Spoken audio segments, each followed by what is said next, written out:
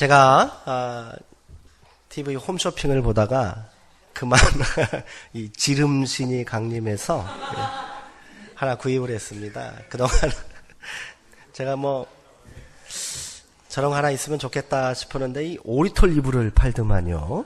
그것도 1+1인 거예요. 이야, 이 가격도 괜찮네. 그래서 그것을 우리 온 가족이 하나씩 덮자 해갖고 주문을 했습니다.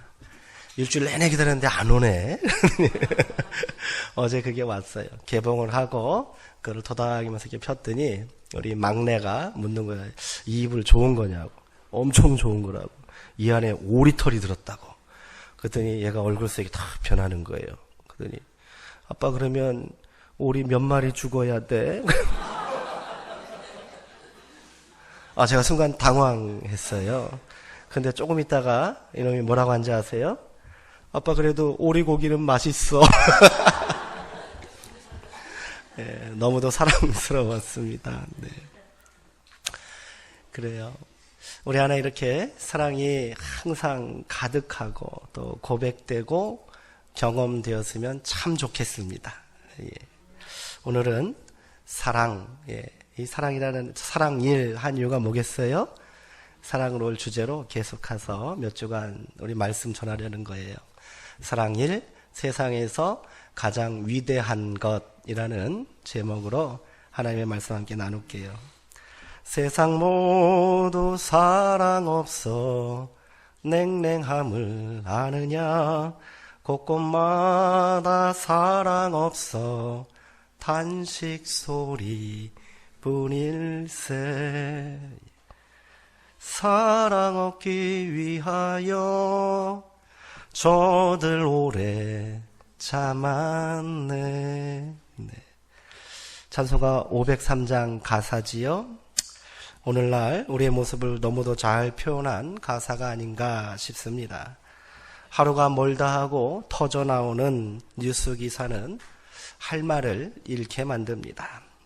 얼마 전이에요. 20대 청년이 길거리에서 폐지를 줍고 있던 50대 여성에게 무차별 폭력을 행사하여 결국 죽게 만들었다는 소식이 전해졌습니다.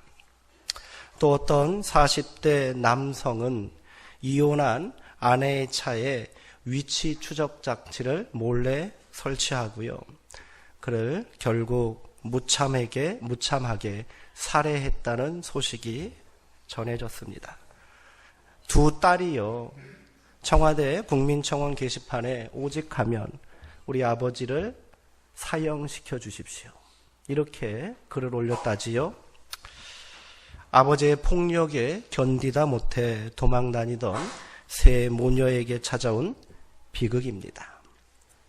차마 말이 나오지 않습니다. 어쩌다가 우리 사회가 이 지경이 되었을까요? 무엇이 이들을 이처럼 반인륜적인 괴물로 만들어버린 걸까요? 우리와 다른 사람들일까요? 안타까움과 절망감을 다스리며 잠시 생각에 잠기다 새삼스럽게 사랑이라는 단어가 떠올랐습니다. 너무도 흔해서 이제는 그 가치를 잃어버린 단어, 그렇게 세속적이고 이기적인 모습으로 변해버린 말. 어쩌면 오늘 우리 사회에 절대적으로 필요한 필요한 것이 이 잃어버린 가치와 왜곡되고 변질된 소중한 것을 다시 회복하는 일이 아니겠는가. 저는 이런 생각을 해보았습니다. 요즘은요, 사랑도 경쟁력이 있어야 된다고 말합니다. 더 예뻐야 합니다. 그리고 더 능력이 있어야 사랑받을 자격이 있고 사랑할 자격이 있다고 말합니다.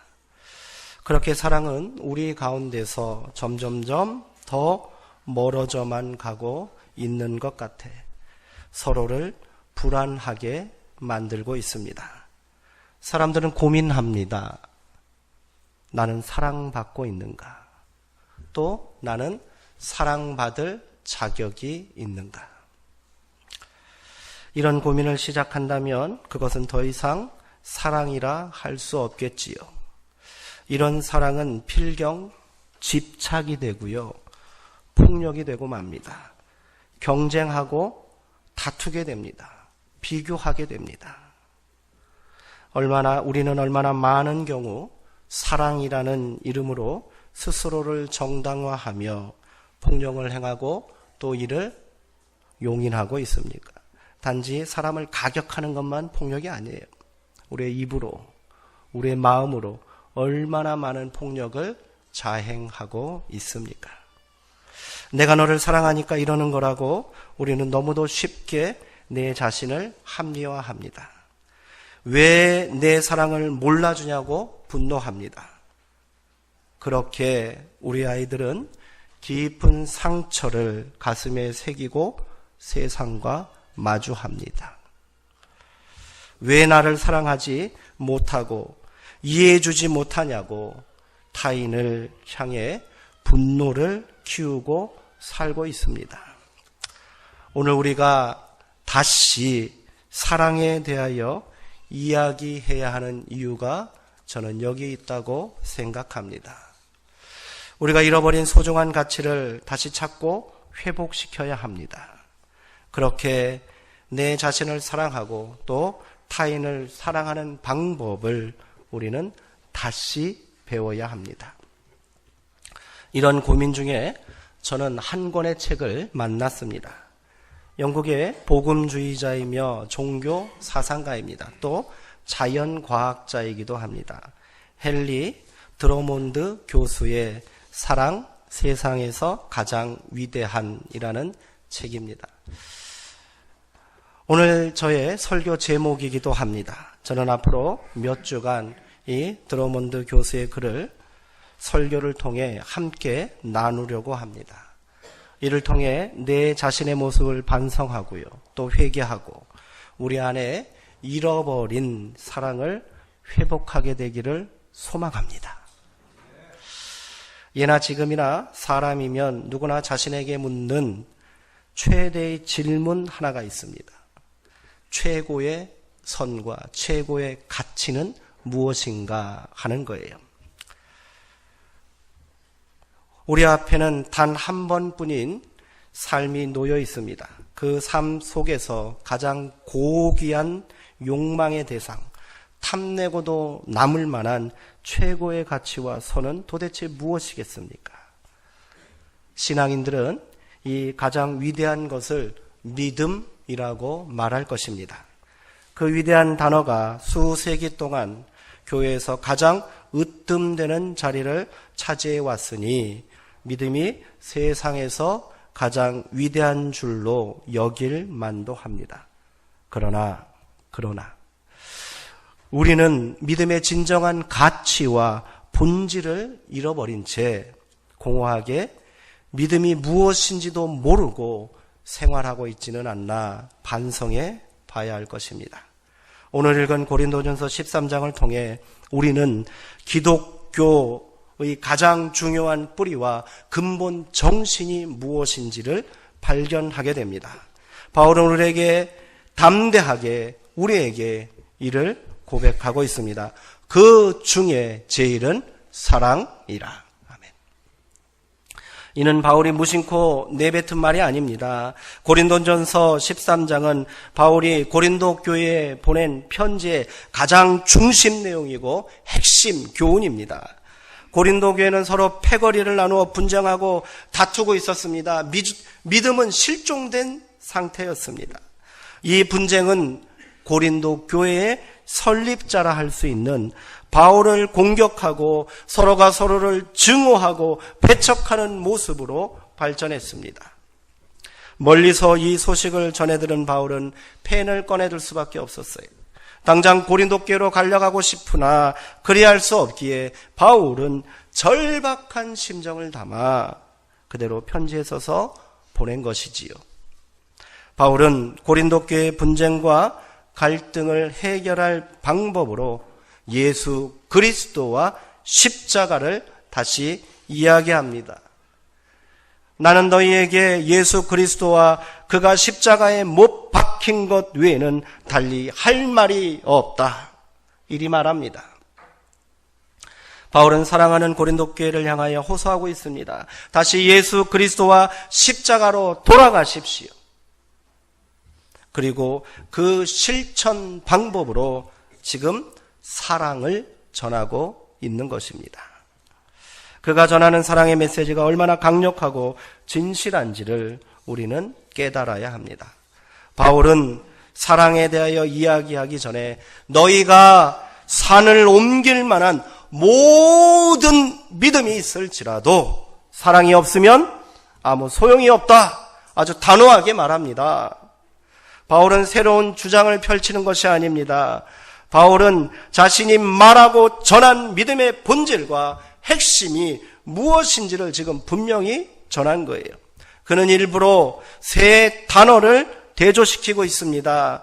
믿음, 소망, 사랑, 이 세 가지는 항상 있을 것인데 이리 말한 다음 한순간도 주저함 없이 그는 결론을 내립니다. 그 중에 제일은 사랑이라.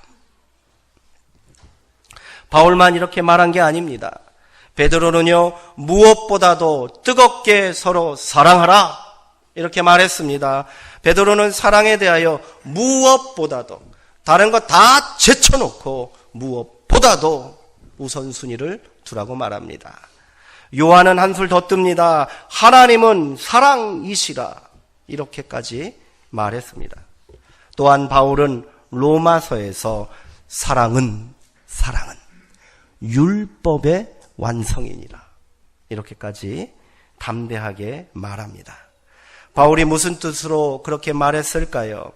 당시 사람들은 십계명은 물론 이를 토대로 한 수십 개의 계명을 지켜 믿음에 이르고 결국 이를 통해 천국에 가고자 애썼습니다. 그런데 바울은 이들의 종교적인 열심과 노력을 가치 없는 것처럼 잘라 말합니다. 사랑 하나면 족하다. 이리 말하고 있는 거예요.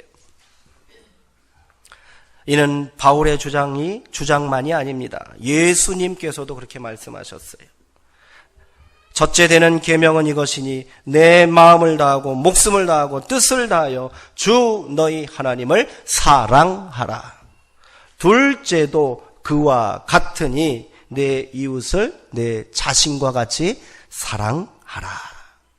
가장 큰 계명이 무엇이냐고 질문하는 율법학자에게 예수님은 한결 단순한 길을 보여주겠다고 말씀하십니다. 하나를 행하면 그 수많은 계명에 대해서는 생각조차 하지 않아도 모두 행할 수 있다라고 말씀하신 거예요. 그것이 바로 사랑이란 말입니다. 예수님은 더 나아가서 하나님 사랑 그리고 이웃 사랑이 동일하다라고까지 말씀하십니다. 첫째는 하나님 사랑이요 둘째는 이웃 사랑이다. 이리 말씀하지 아니하신 거예요. 첫째는 하나님 사랑이고 둘째도 그와 같으니 첫째와 둘째가 구별이 없다라는 거예요. 하나님 사랑이 곧 이웃 사랑이요 이웃 사랑이 곧 하나님 사랑이다라고까지 말씀하십니다. 우리가 진정한 사랑을 한다면 그렇게 애쓰고 노력하지 않아도 하나님의 모든 율법과 계명을 다 지킬 수 있고 완성할 수 있다는 말씀입니다. 실제로 그런지 한번 확인해 볼까요? 계명 가운데 어느 것이든 한번 골라봅시다. 너는 나 외에는 다른 신들을 내게 두지 말라. 십계명의 제일 되는 계명 아닙니까? 어떤 사람이 하나님을 사랑한다면 우리는 그에게 그런 말을 할 필요조차 없습니다. 내 하나님 여호와의 이름을 망령되게 부르지 말라. 여호와 하나님을 사랑하는 사람이라면 그분의 이름을 망령되게 일컬을 꿈이라도 꾸겠습니까? 안식일을 기억하여 거룩하게 지키라. 기쁨이 넘치는 사람이라면 7날 가운데 하루를 떼어 사랑하는 사람에게 오롯이 바치지 않겠습니까? 이처럼 사랑은 하나님에 관한 모든 율법과 계명의 완성인 거예요. 마찬가지로 사람을 사랑하는 사람에게 자기 부모를 공경하라는 말을 꺼낼 엄두조차 내지 못할 것입니다. 그런 사람이 부모님에게 사랑 말고 할 수 있는 것이 없을 것이기 때문입니다. 그런 사람에게 살인하지 말라는 계명은 터무니없는 것입니다. 도둑질하지 말라는 모욕처럼 드릴 거예요. 사랑하는 사람의 소유를 어찌 훔칠 수 있단 말입니까? 이웃에 대해 거짓 증언하지 말라고 당부하는 것은 쓸데없는 짓입니다. 누군가를 사랑한다면 거짓 증언 일랑은 아예 안중에도 없을 것이기 때문입니다. 그를 위하여 목숨을 걸고 진실을 증언해 줄 거예요. 이웃의 소유를 탐내지 말라는 당부도 꿈조차 꾸지 못할 것입니다. 자기보다는 오히려 이웃이 그것을 갖게 되기를 소망하는 거예요. 이렇게 사랑은 사람과 사람 사이에 지켜야 할 율법도 너끈히 완성합니다.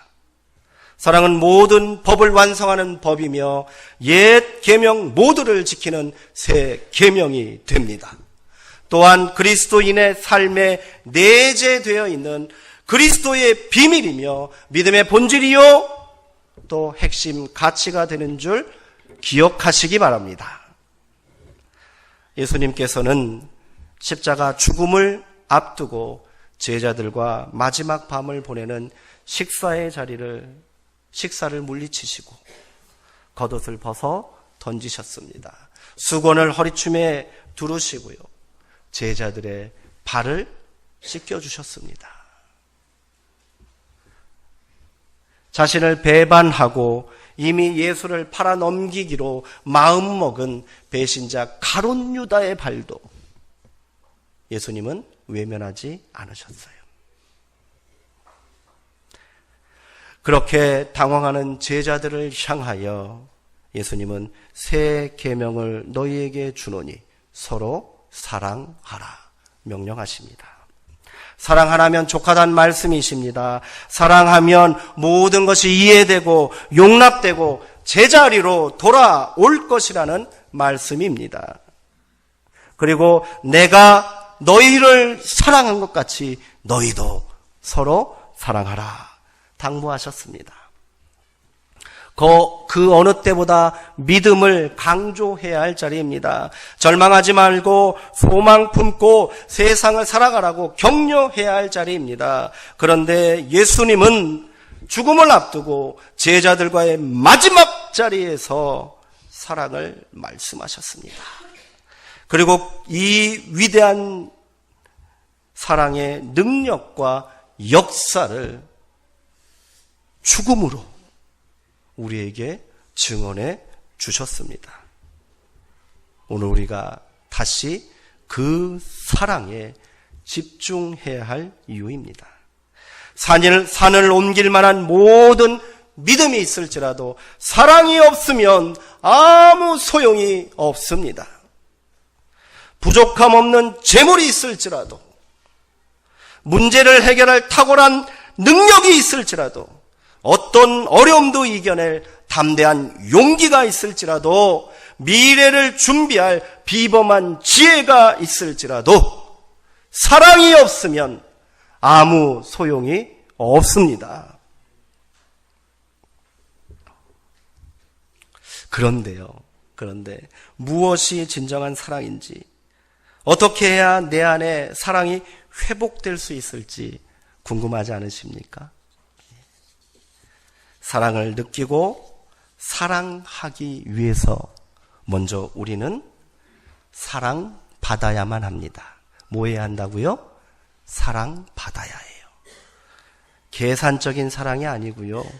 유효기간이 있는 사랑이 아닌 무조건적인 사랑, 영원한 사랑을 경험하고 맛봐야 한다는 겁니다. 그 사랑을 어디서 만날 수 있습니까? 그 사랑은 바로 나의 구원자 되시는 하나님의 아들 예수 그리스도를 통하여 만날 수 있는 줄 믿으시기 바랍니다. 그 사랑은요, 우리가 갈망하고 노력해서 얻는 게 아니에요. 내가 조금 더 변해야 되고요. 내가 좀 더 열심을 내야 하는 게 아니에요.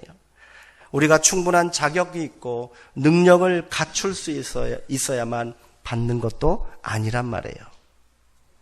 지금 그 사랑은 이미 나에게 찾아왔고 또 나를 감싸 안으시며 지금 나에게 위로와 평안과 생명을 주고 계신 줄 믿습니다.